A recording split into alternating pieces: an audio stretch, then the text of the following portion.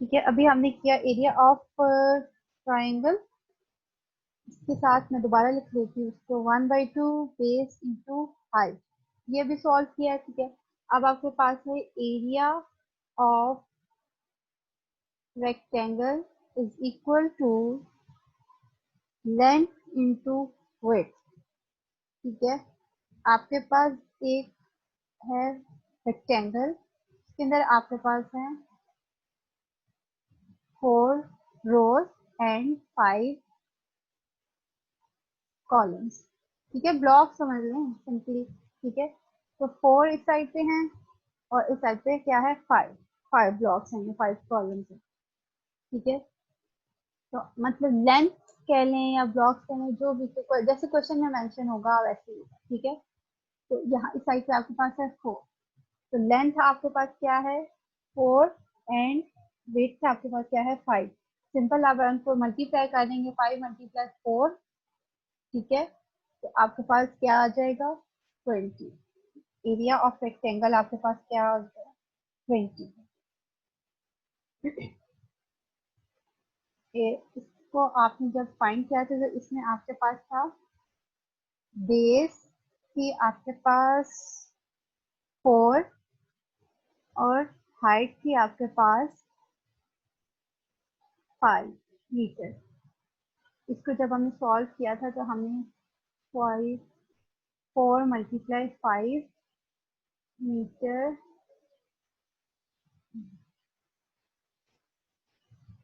4 metre × 5 metre आपके पास आया था 10 मीटर।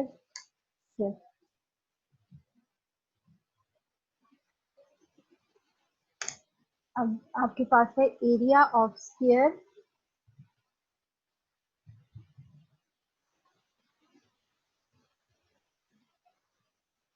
ठीक है,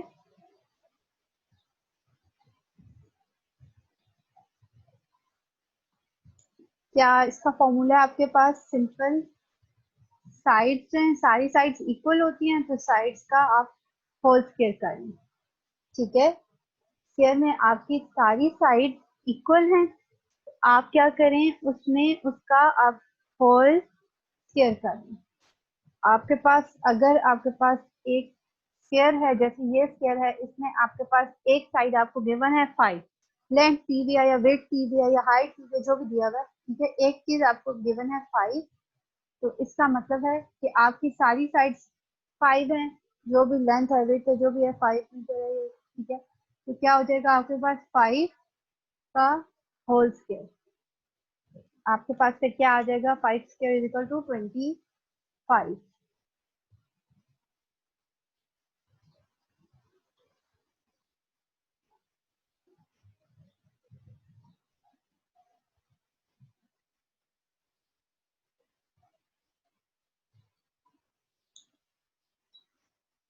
अच्छा, आपने एक चीज याद रखनी है कि मीटर में दिया हुआ हो आपको 5 मीटर हो या 5 जो है वो फीट हो या आपके पास 5 इंचेस हो, जो भी हो, ये आपने उनके जो है यूनिट्स आपने उनके साथ लिखने हैं। ठीक है, क्योंकि अगर आप यूनिट साथ नहीं लिखेंगे तो आपका आंसर इन क्वेश्चंस में आपका जो है वो गलत आएगा।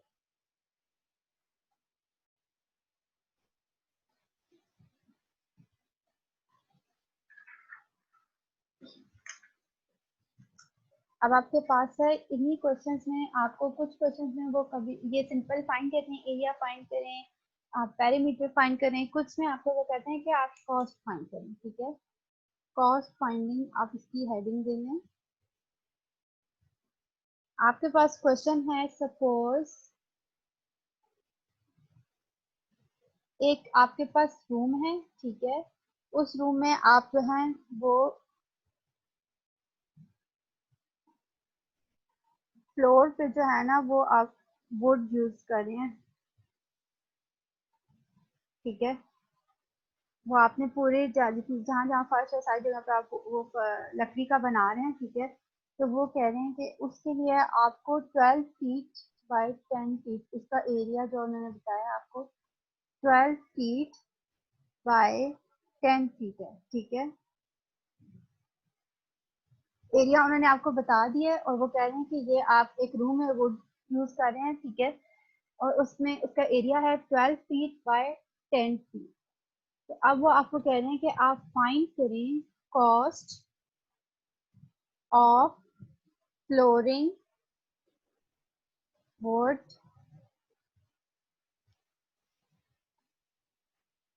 साथ आपको वो कह रहे हैं कि आपकी पर स्क्वायर जो है ना फीट,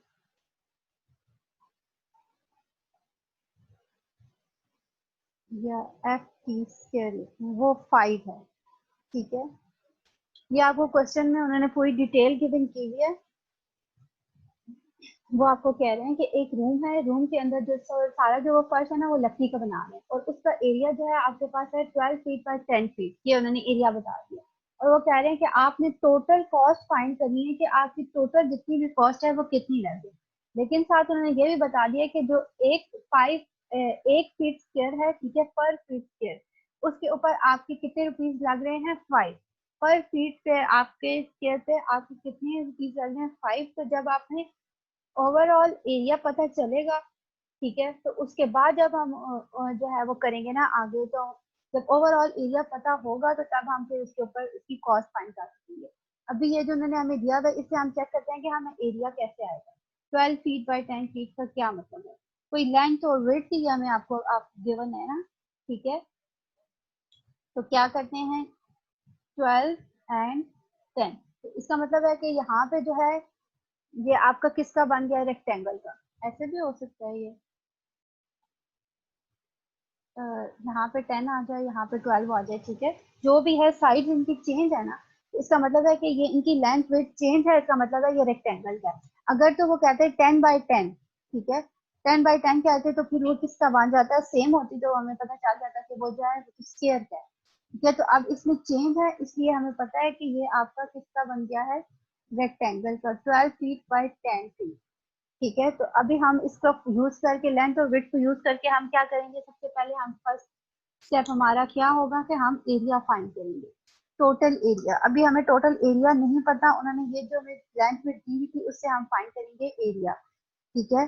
तो एरिया आपका क्या है, लेंथ मल्टीप्लाई विड्थ, ये आपका रेक्टेंगल का फॉर्म है, ठीक है, लेंथ इंटू विड्थ। इसको आप मल्टीप्लाई करेंगे तो आपके पास क्या आ जाएगा, 120। इसका मतलब है कि ये आपका टोटल जो एरिया है इसके अंदर ये आपका कितना है, 120 एरिया है। इसके अंदर आप लकड़ी लगानी है आपने, ठीक है, फ्लोर बनाना है, ठीक है।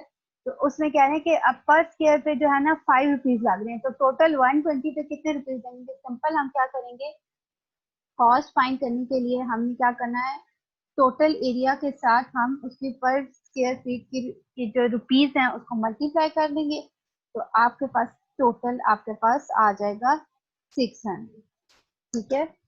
अगर पर स्क्वायर पे, एक स्क्वायर फीट पे 5 रुपीज लग रहे हैं, ठीक है, तो उसके बाद मतलब है कि 120 पे आप उसके साथ 5 को मल्टीप्लाई करेंगे तो आपके पास क्या आ जाएगा, 600। तो टोटल आपके कितने रुपीज लग रहे हैं, 600 रुपीज।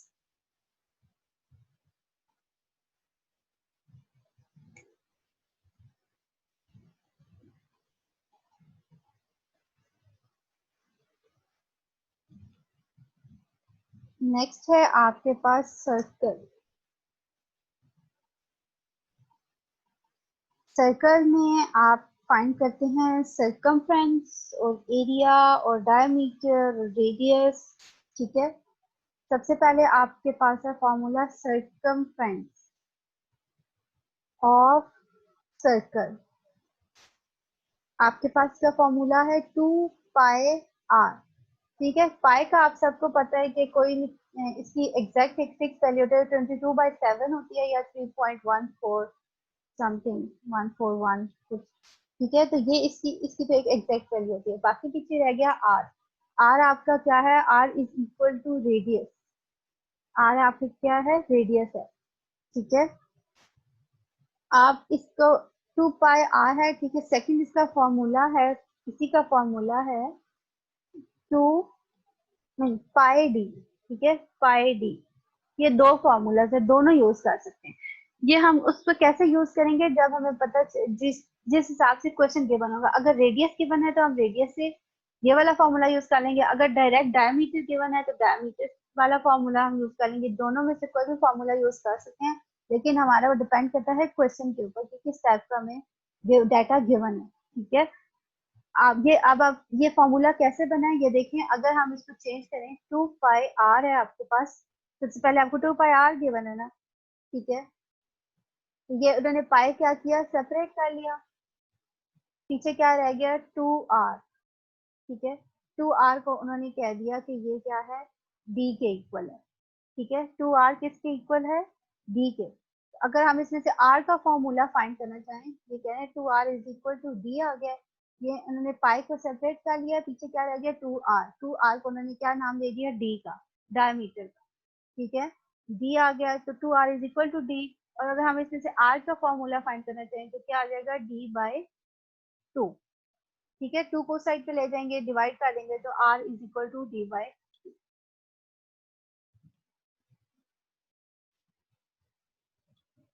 आपके पास सर्कल है, ठीक है। सर्कल में मिडल पॉइंट से लेके आप किसी भी डायरेक्शन में चले जाएं, ठीक है। यहाँ तक एरिया आपका हाफ होता है, वो रेडियस होता है, ठीक है। और जो ओवरऑल होता है, इस साइड से ले आए, जिस साइड डायरेक्शन में भी आप ले जाएं, या इससे सीधे ले, ठीक है, ऐसे। ये आपका फुल जो एरिया होता है वो आपका क्या होता है, डायमीटर। हाफ जो है आपका वो कितना है, रेडियस है। और फुल जो है आपका क्या है, डायमीटर। ठीक है,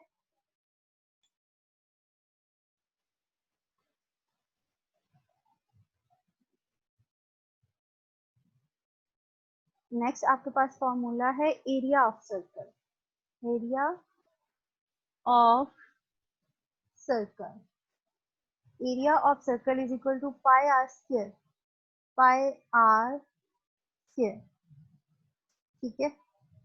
अब इसका अगर आपके पास एक क्वेश्चन हो, क्वेश्चन में आपको सर्कल गिवन है, ठीक है, उसमें वो आपको कह रहे हैं कि diameter is equal to 8। Diameter आपको 8 दिया हुआ है,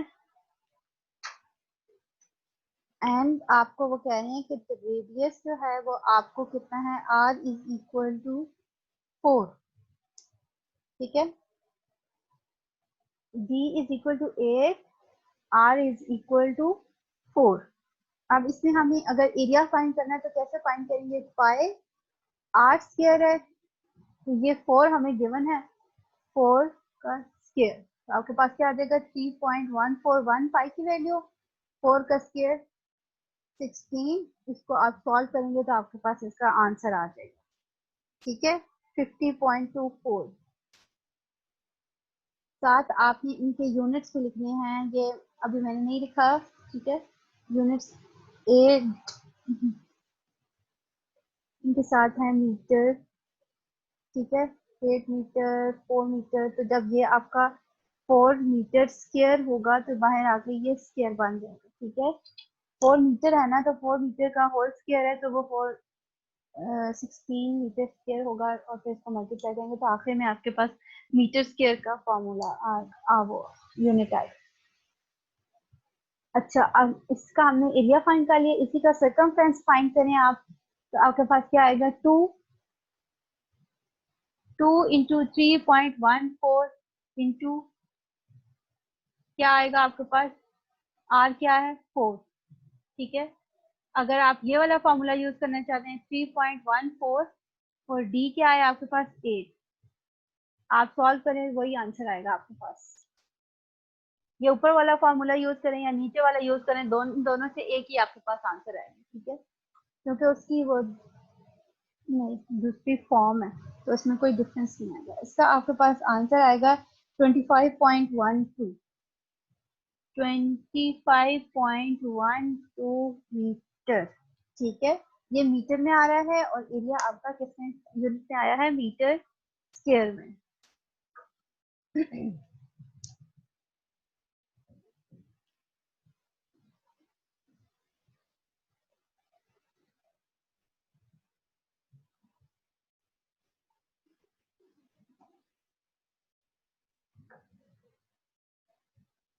अगर आपको क्वेश्चन में गिवन है d इज इक्वल टू 9, ठीक है, आर आपको गिवन नहीं है और वो आपको कह रहे हैं find the area of a circle, area of circle. इसमें आपने क्या करना है, simple area of circle find कर रहे हैं, तो आपको पता है पाई डी आपके पास क्या फॉर्मूला था, area of circle pi R square. ठीक है,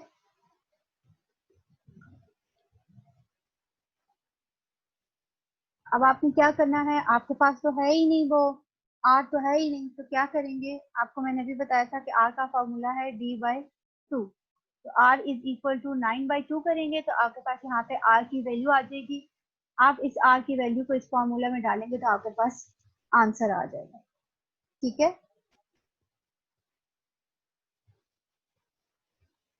इसी से आप फिर सर्कमफ्रेंस भी फाइंड कर लेंगे और एरिया भी फाइंड कर लेंगे।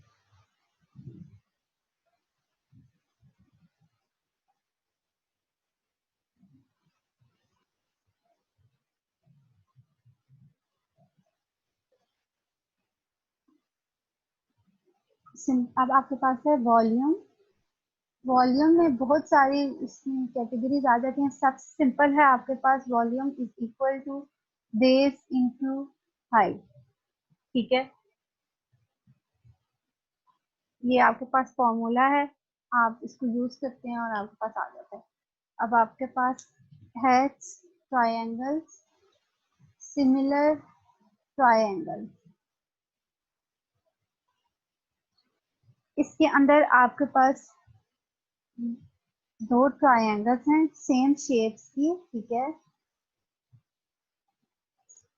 ये फर्स्ट है और ये आपके पास क्या है, सेकंड। ठीक है, दो ट्रायंगल्स हैं, ये आपके पास है A B and C, D E and F. इसमें वो कह रहे हैं कि जब दो ट्रायंगल्स हैं आपके पास, ठीक है, और वो क्या है, सिमिलर हैं। कब सिमिलर हैं, जब उनके एंगल जो हैं एक दूसरे के बराबर होंगे।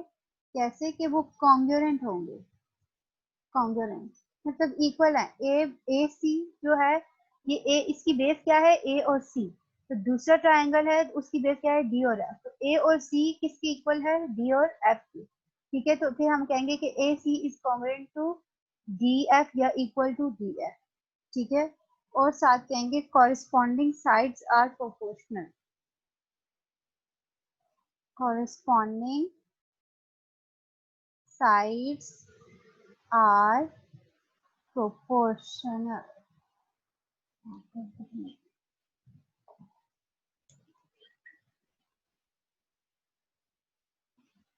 अभी इसको वैल्यूज डाल के इसको सॉल्व करते हैं। ए सी लेट सपोज आपको दिया हुआ है 6, ये आपको दिया हुआ है 3, 14, 12, 7 एंड 6।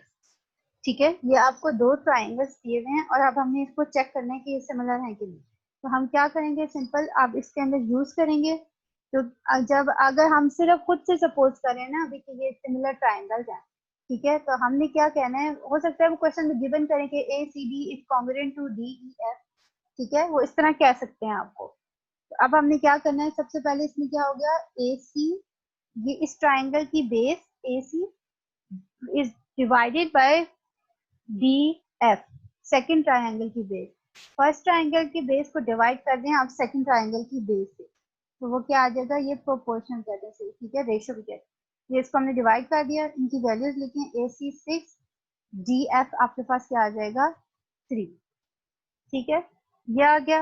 अब इसके हाइपोटेन्यूज ले लें, ए और बी, ए बी, और सेकंड वाले का हाइपोटेन्यूज क्या है, D and E, D E, इनकी वैल्यूज जाने 14 डिवाइडेड बाई 7।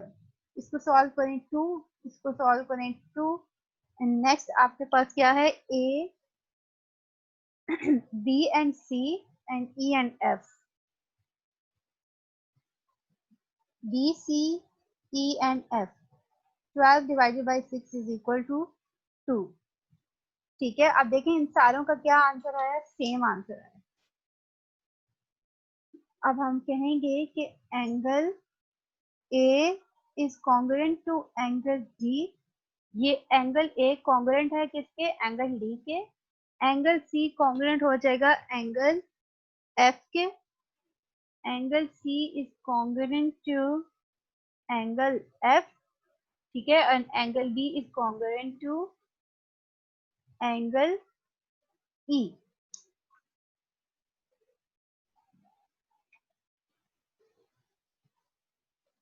इनकी सेम साइड्स को हमने डिवाइड किया तो हमारे पास सही वो आंसर क्या आया, देखिए 2 2 2, इसलिए हम इसको कह रहे हैं कि ये कॉन्ग्रुएंट है दोनों triangles.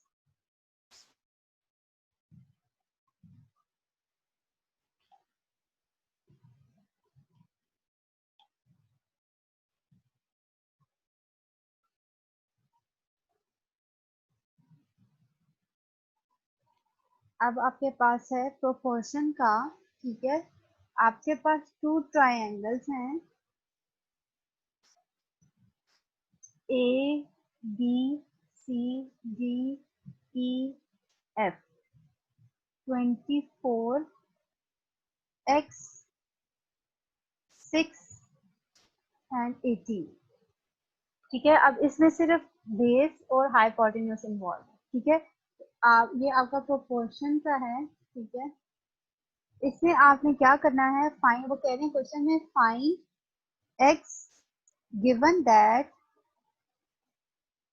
triangle ABC is congruent to triangle DEF, ठीक है। पिछले क्वेश्चन में भी इसी तरह उन्होंने कोई क्वेश्चन में कई चीज गिवन की भी होगी कि वो कॉन्ग्रुएंट है, तब हमने उसको यूज किया था। अब इसमें उन्होंने लिखा हुआ है कि find x given that triangle ABC is congruent to triangle DEF, ठीक है। तो अब देखिए, सबसे पहले अगर सिंपल हमें गिवन होता तो हम उसको डिवाइड कर लेते, लेकिन अब हमें यहाँ पे क्या है, x गिवन है।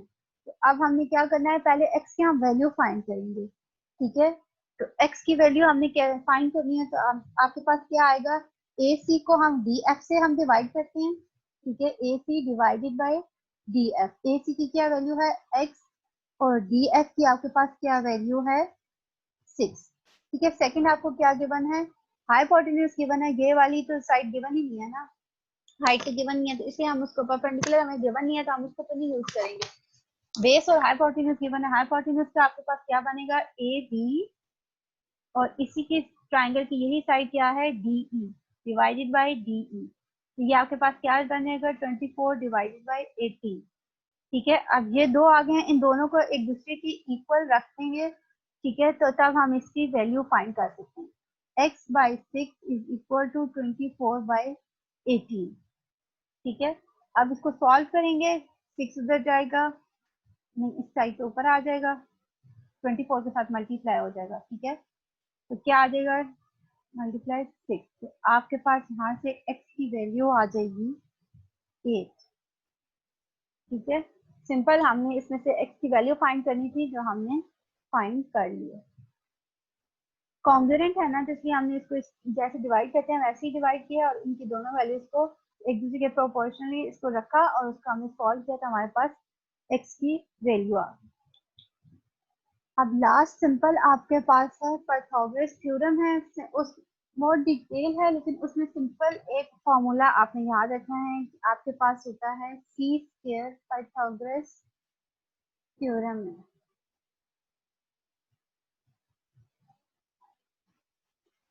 C square is equal to B square A square B square plus A square या A square plus B square, ठीक है। इसमें सी आपके पास क्या है, C square is equal to hypotenuse, ठीक है, and A square is equal to base